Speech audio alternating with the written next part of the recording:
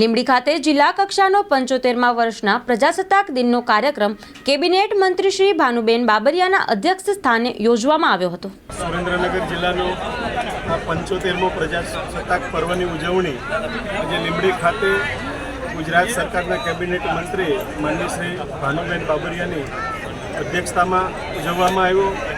આ કાર્યક્રમમાં સરકારની વિવિધ યોજનાઓની માહિતી આપતી કૃતિઓ એટલે કે ટેબ્લોએ સરસ મજાનું નિદર્શન કર્યું। સાથે સાથે લીંબડી તાલુકાની અલગ અલગ શાળાના બાળકો અને બાલિકાઓ દ્વારા સાંસ્કૃતિક કાર્યક્રમો પણ ખૂબ રજૂ કરવામાં આવ્યા છે।